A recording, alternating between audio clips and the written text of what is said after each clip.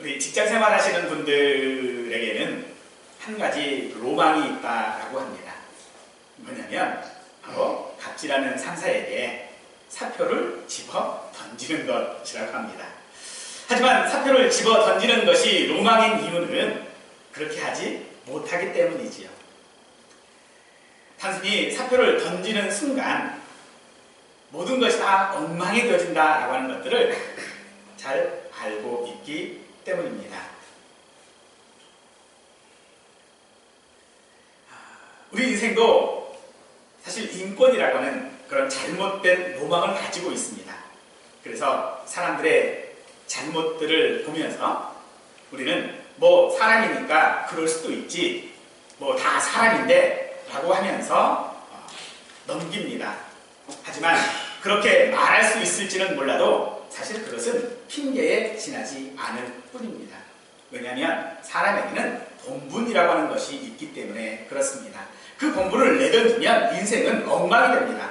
반드시 문제가 생기고 맙니다. 그 문제가 무엇인지 오늘 본문에 소개되고 있는 3명의 사사들을 통해서 확인해 보시기를 부탁드립니다. 사사 입다의 뒤를 이어서 입산이 7년, 엘론이 10년, 그리고 압돈이 8년을 사사로 있었습니다. 사사기에는 12명의 사사가 기록되어져 있는데요. 우리의 편의상 그들의 업적이나 기능이나 능력에 따라 구분하는 것은 아니고요. 우리가 대사사와 소사사로 구분을 하는데, 대사사는 그의 기록들이 좀 많이 있는 사람들을 대사사라고 이야기를 하고요. 비교적 그 기록들이 1절에서 혹은 3절 정도의 적은 분량으로 기록된 사사들을 우리는 소사사라고 이야기를 하는데, 먼저 3가를 기록하고 있었고요. 그 다음에는 둘라와 야일에 대하여 기록하고 있었고요. 그리고 나서 오늘 입산과 엘론과 압돈을 기록하고 있습니다. 점차적으로 숫자가 늘어가도록 기록하는 것에 어떤 의도가 있는 것 같습니다. 아마도 사사의 사명이 무엇인지를 잊고 살아가는 기간이 점차 늘어간다라고 하는 것을 암시하는 것 같습니다. 그러나 분명한 것은 사사기가 흥미나 읽을거리로 제공되어질 것이 아니라 우리에게 어떤 의도를 가지고 기록되어져 있다라고 한다는 것입니다. 아마 그런 의도를 가지고 우리가 읽는다면 오늘도 우리에게 충분히 하나님의 은혜의 말씀이 임할 줄로 믿습니다. 입다 후에 사사가 된 사람이 입산입니다. 8절, 그 뒤를 이어 베들레헴의 입산이 이스라엘의 사사가 되었더라 라고 이야기를 하고 있는데, 여기 베들레헴은 다윗의 고향, 예수님께서 자라신 곳을 말하는 것이 아니고요, 스불론 땅에 있는 하나의 지명입니다. 즉 예루살렘은 2 지명이 있었지요. 남쪽에 있는 예루살렘, 그래서 그쪽을 보통 유다 베들레헴이라고 이야기를 하고요, 북쪽에 있는 스불론 땅에 있는 곳을 이야기할 때는 그냥 아무것도 붙이지 아니하고 그냥 베들레헴이라고 붙여서 이야기를 보통 합니다. 입산에게는 아들과 딸이 각 30명이 있어서 딸들을 밖으로 시집 보내고 아들들을 위하여는 밖에서 여자를 데려와 결혼을 시켰는데, 그 주도적인 역할을 한 사람이 입산입니다. 여기 밖으로 또는 밖에서라고 하는 단어는 타국에서 혹은 타국에서라고 하는 그런 뜻을 가지고 있습니다. 그러므로 입산의 자녀들 모든 60명들은 모두 이방인과 결혼을 했다라고 하는 사실을 우리가 알 수 있습니다. 11절에서 그 뒤를 이어 스불론 사람 엘론이 이스라엘의 사사가 되어 10년 동안 이스라엘을 다스렸더라라고 말하고 있습니다. 이것이 엘론에 대한 기록의 전부입니다. 10년 동안 이스라엘의 사사로 있었지만은 그를 평가할 만한 말이 없습니다. 10년이면 강산도 변한다라고 하는데, 엘론에 대해서는 10년이라고 하는 팩트만 있을 뿐 아무것도 없습니다. 그 다음 마지막 소사가 압돈입니다. 13절, 그 뒤를 이어 디라돈 사람 힐렐의 아들 압돈이 이스라엘의 사사가 되었다라고 합니다. 압돈에게도 다른 이야기는 없고요, 아들 30명과 손자 30명이 있어 다 어린 나귀를 탔다라고 합니다. 1절에 말씀드린 것 같이 어린 나귀는 고급 교통수단입니다. 오늘 본문에 등장하는 소사사 입산과 엘론 그리고 압돈의 이야기를 한마디로 요약해 보면 이것입니다. 잘 먹고 잘 살았다. 인생 뭐 있습니까? 잘 먹고 잘 사면 되는 것 아니겠습니까? 그런데 그게 왜 문제입니까? 잘 먹고 잘 살면 되는 것이 왜 문제가 되느냐 하면 이 기록 가운데 분명 이들의 기록만으로 보면 그 시대는 전쟁도 없고 싸움도 없고 평안했을 때라고 생각할 수 있습니다. 하지만 다른 사사들처럼 다스리는 동안 평안했다라고 하는 말이 없습니다. 하나님께서 그들의 범죄 때문에 또 진노하셨다라고 하는 말도 없습니다. 바로 이것이 문제인 것입니다. 그들의 인생은 하나님의 관심 밖에 있었던 것입니다. 하나님께서 버리신 것이 아니라 그들 스스로 하나님을 버리고 하나님의 관심 밖으로 나가버렸던 것입니다. 그런데 밖으로 나간 그들의 인생이 잘 먹고 잘 사는 평안이라면 뭔가가 좀 이상하지 않습니까? 그렇습니다. 이 평안은 진짜가 아닙니다. 이 평안은 가짜입니다. 직장인들의 로망으로 사표를 집어 던진다면 얼마나 후련할까요? 10년 묵은 채증이 아마도 다 내려가는 것들 같을 것입니다. 그러나 그들이 스스로 가지고 있는 그 안도감은 금방 사라져버리고 마는 것이겠지요. 이처럼 이들이 가지고 있었던 겉으로 보이는 이 평안은 가짜입니다. 그래서 언제 사라질지 모르는 것이다라는 것이지요. 여러분은 아마도 욥을 잘 아실 것입니다. 욥이 당한 고난이 얼마나 고통스러웠던 것인지 우리는 짐작하고도 남이 있습니다. 욥은 욥기 10장에서 내 날은 적지 아니하니까 그런즉 그치시고 나를 버려두사 잠시나마 평안하게 하소서라고 기도를 합니다. 이제 살 날도 얼마 남지 않은 것 같은데 제발 내 인생에서 좀 관심 갖지 마시고 내 인생을 좀 내버려 두십시오 라고 하는 기도입니다. 이는 자신에게 임한 재난이 하나님의 지나친 관심에 의해 초래된 것이다 라고 하는 말을 하나님께 대하여 자신이 귀 기울이지 말라, 자신에 대하여 관심 갖지 말아달라. 만약 하나님께서 자신에 대하여 관심을 갖지 않았다면 최소한 지금보다는 상황이 호전되었을 것이다 라고 하는 것을 하나님을 향하여 이같이 원망하고 있는 욥의 기도인 것이지요. 하지만 욥의 이 기도처럼 하나님께서 우리 인생에게 관심을 기울이시지 않는다면 정말 우리가 평안할 수 있을까요? 하나님께서 우리의 인생에 관여하지 아니하신다면 우리는 정말로 잘 살고 잘 먹을 수 있을까요? 욥은 그 평안이 어떤 것인지 그 다음 이렇게 고백합니다. 내가 돌아오지 못할 땅, 곧 어둡고 죽음의 그늘진 땅이라고 말하고 있습니다. 즉, 그가 지금 말하고 있는 이 평안이라고 하는 것은 어두운 곳이라는 것입니다. 죽음의 그늘이 있는 곳이라는 것입니다. 그것을 욥은 너무나도 잘 알고 있었습니다.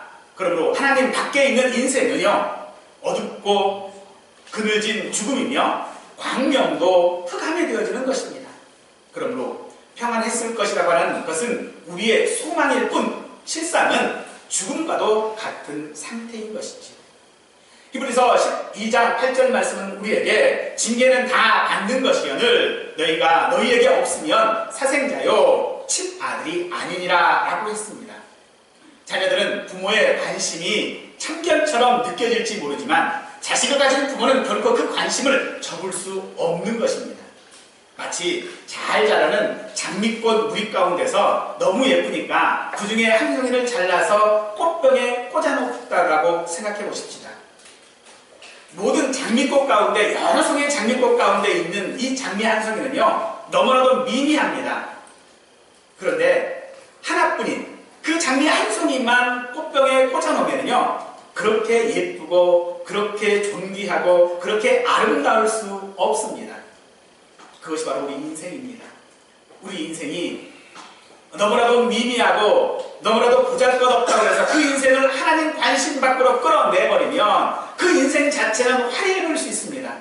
그런데요 그 장미꽃은 이미 죽은 장미꽃입니다.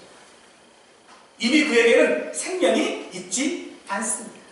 그 생명이 언제 끝날지 알 수 없다는 것입니다. 이처럼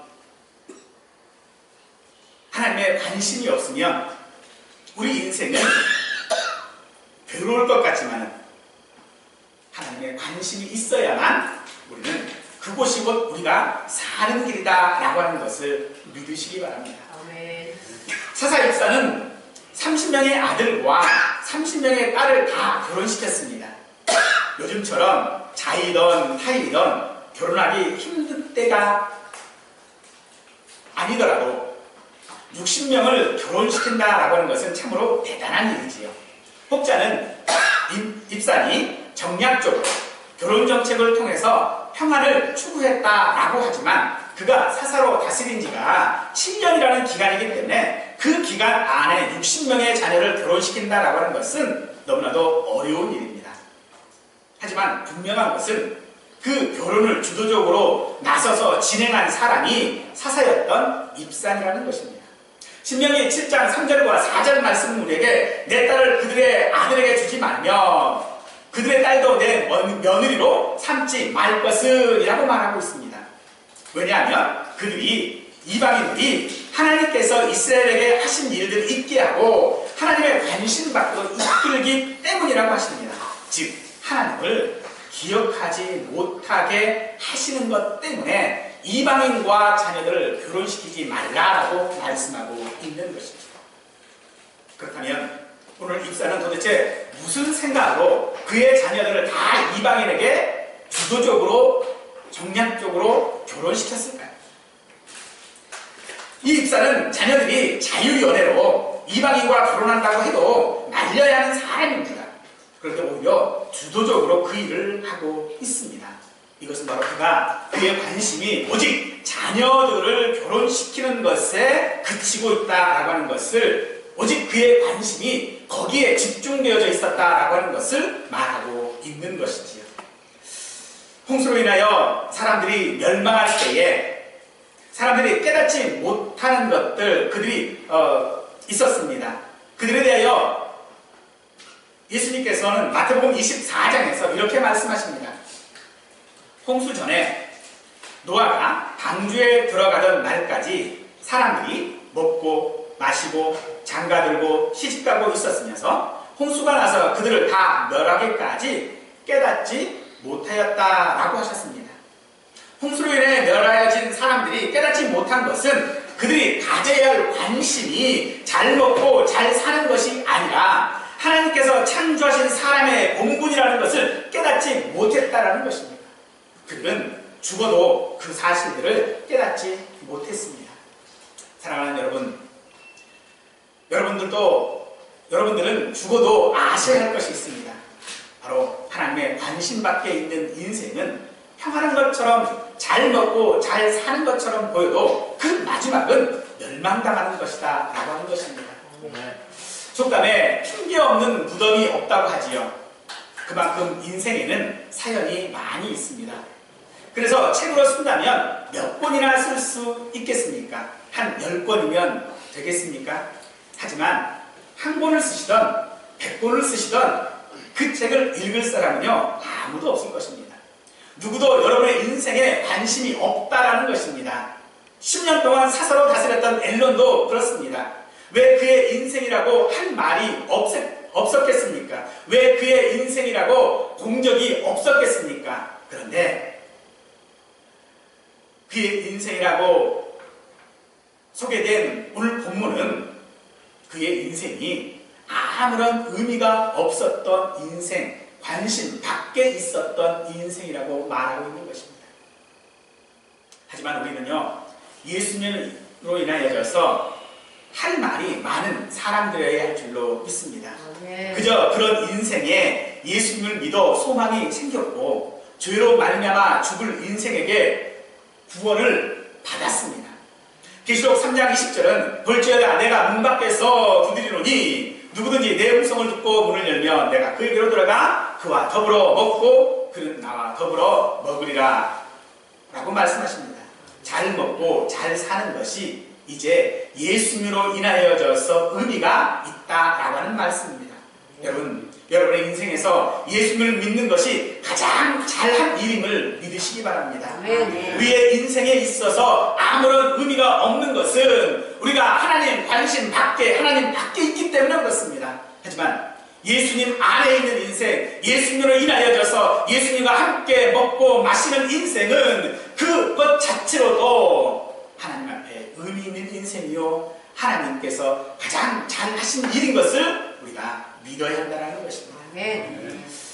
마지막으로 이 압돈에게는요, 아들 40명과 손자 30명이 있어서 다 어린 나귀를 탔다라고 말하고 있습니다.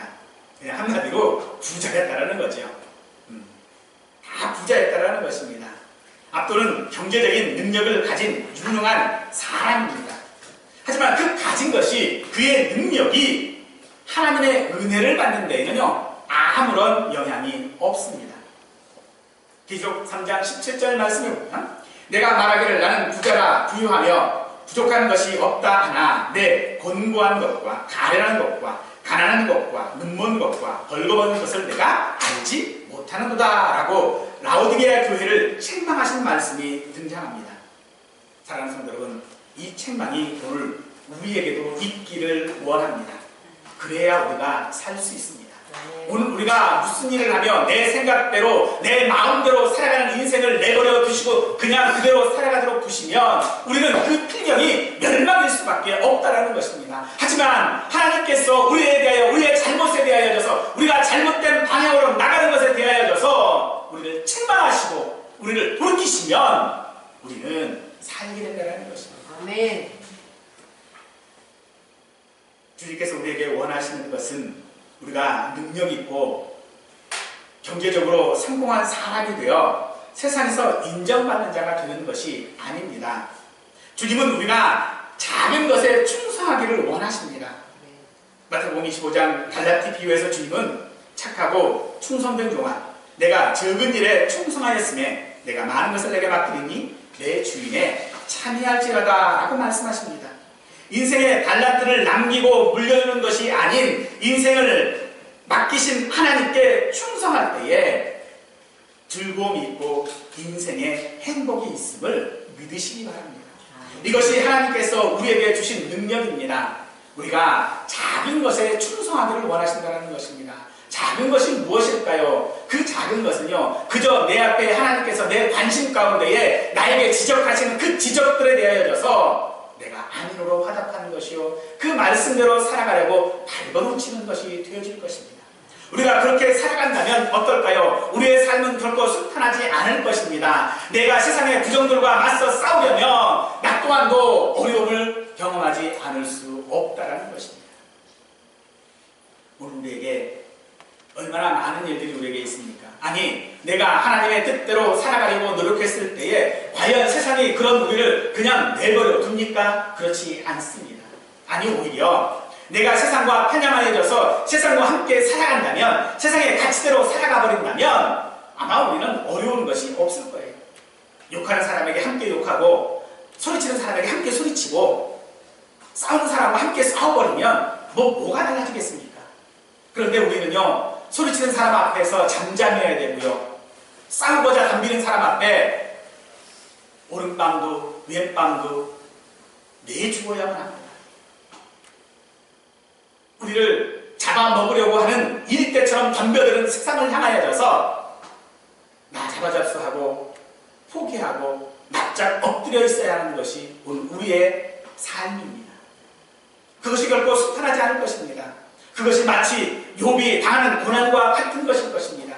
아무런 잘못이 없고 아무런 것이 없음에도 불구하고 욥의 친구들은 욥의 잘못들을 지적하고 욥이 회개할 것들을 촉구했던 것처럼 오늘 세상은 우리에게 아무런 잘못이 없는 우리들을 향하여져서 온갖 각종 모함들과 압박들을 해낼 것입니다.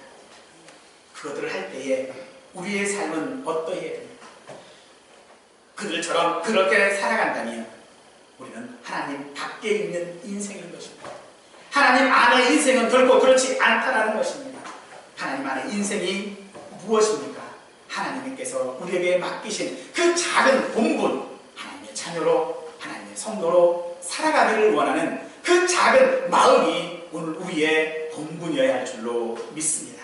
아멘. 우리가 본문에서 한 가지 더 문제점을 발견해 볼 수 있습니다. 입산의 7년, 또 엘론의 10년, 압돈의 8년 동안 그들이 하나님의 관심과 은혜 밖으로 나가버려도 누구도 그 사실을 지적하고 있지 않다는 것입니다. 그것은 그 시대의 가치관이 그랬다는 것입니다. 오늘 세상의 가치관은 나만 아니면 되고 나만 잘 먹고 잘 살면 되는 것입니다. 그런 가치관은 하나님을 떠나게 만든다는 것입니다. 어느 날 예수님께서 예루살렘 성전에서 노군으로 채찍을 만드사 양이나 소를 다 성전에서 내어 쫓으시고 돈 받고는 사람들의 돈을 쏟으시며 상을 엎으셨습니다. 사람들 보기에 난동에 가까웠을 것입니다. 이는 성전 안에서 예배드리는 것이 아닌 돈에만 관심 있는 인생들에게 화를 내신 것입니다. 예수님께서 화를 내신 것은 성전의 본분을 잊고 있었기 때문에 세상의 가치관 가운데 하나님을 믿는 믿음을 가졌기 때문에 그렇습니다. 즉, 그들이 가지고 있었던 믿음은 세상의 가치관 가운데에 믿는 믿음이었다는 것입니다. 그것은 유대인들에게 외식과 위선을 통하여 나타났다는 것입니다. 오늘 우리가 가지고 있는 믿음은 무엇입니까? 아니, 오늘 내가 가지고 있는 이 믿음은 세상의 가치에 의한 믿음입니까? 아니면 하나님 안에, 하나님 말씀 안에 있는 믿음의 가치입니까? 우리는 이것을 다시 한번 생각해 봐야 할 줄로 믿습니다. 세상이 우리에게 주는 믿음의 가치, 그냥 남들처럼 그냥 교회만 다녀, 남들처럼 그냥 조용히 그냥 신앙생활하면 되지, 잘났다고 부정하고 싸우고 있고 잘났다고 말씀대로 살려고 그렇게 노력하고 있어, 그래봐야 떡이 나와 아니면 밥이 나오냐 하는 말들을 우리는 들을 것입니다. 그렇습니다. 믿음대로 그저 세상의 가치대로 신앙생활에 나가면요 편합니다. 누가 뭐라고 그러겠습니까? 아니, 오늘날 교회를 다니는 많은 사람들이 주일날만 꼬박꼬박 출석해도요 뭐라고 할 성도들, 뭐라고 할 교육자들이 아마도 없을 것입니다. 그런데요, 그것이 오늘 우리의 믿음이면 예수님께서는 우리에게 화를 내실 것입니다. 우리의 마음속에 있는 그 모든 것들을 내어 쫓으시기를 원하실 것입니다. 사랑하는 여러분, 오늘 우리의 믿음은 예수님 안에 있는 믿음이어야 합니다. 아멘. 예수님께서 당하신 그 고난 가운데 구원받은 성도이기 때문에 우리는 마땅히 그 그리스도의 남은 고난을 우리의 육체에 채울 수 있는 그런 믿음을 가지고 있는 사람이어야 한다는 것입니다. 사랑하는 성도 여러분, 오늘 우리의 가치는 어디에 있습니까? 그것은 오직 믿음 안에서 발견되어져야 합니다만 그 믿음이 말뿐인 이상과 가짜 평화는 아니어야 합니다. 우리가 예수님을 믿는 믿음이 내 생에 가장 잘한 일이 되는 것은 하나님께서 내 아버지가 되셨기 때문입니다. 우리 아버지 하나님께서는 자녀인 우리를 사랑하시고 우리에게 관심을 가지시고 그리고 우리가 잘 되기를 원하십니다. 잠시의 평안에 눈이 멀어 하나님을 떠나는 것이 아니라 그 안에 머물러 있기를 간절히 원합니다. 아멘. 때로 하나님은 우리를 훈계하실 것입니다. 때로는 매를 들어 치실 수도 있을 것입니다. 그러나 다시 싸매시고 회복시켜 주실 것입니다. 살진 송아지를 잡고 잔치하며 고운 옷을 입히실 것이고 손에 가락지를 끼워 주실 것입니다. 그러나 안으로 들어오기를 거부하는 사람에게는 바깥 어두운 곳이 될 것입니다. 그 밖은 습히 울며 이를 가는 곳이며 죽음이 있고 누구도 관심이 없는 곳입니다. 사랑하는 여러분, 그 밖에 있지 마시고 잔치자리로 들어오시기를 간절히 축원합니다. 예수님을 믿는다는 것, 그리스도인으로 살아간다는 것은 하나님의 관심을 받고 간섭을 받으며 세상이 보기에 괴롭고 힘들게 사는 것처럼 보일지 모릅니다. 하지만 그런 우리의 인생은 하나님께서 알아주시고 생각해 주십니다. 시 144편 3절 말씀은 여호와여 사람이 무엇이기에 주께서 그를 알아주시며 인생이 무엇이기에 그를 생각하나이까 라고 노래하고 있습니다. 도대체 우리가 무엇입니까? 안개처럼 이슬처럼 곧 사라질 인생입니다. 생각하는 선보다는 악만 행하는 인생이고 모든 것을 받았지만 마치 아무것도 받은 것이 없는 양 불평하고 원망하는 인생입니다. 하나님 앞에 능력도 없는 인생입니다. 그런 인생을 주께서 알아주시고 생각해 주신다라고 말합니다. 그런 인생이 되어 책을 쓰지는 못할지라도 다른 사람들에게 나는 이런 인생을 살았다라고 자랑하지는 못할지라도 하나님께서 그렇게 하나님 안에 예수님 안에 있기를 원하는 인생을 기억하시고 생각하시고 그리고 그가 하나님의 기억 가운데에 있었다라고 하는 것을 말씀하고 있습니다. 사랑하는 성도 여러분, 진심으로 하나님께서 기억하시는, 세상에 기억하는 자가 아니라 하나님께서 기억하시고 하나님이 관심 가지시는 그런 인생으로 사시기를 간절히 축원드리겠습니다.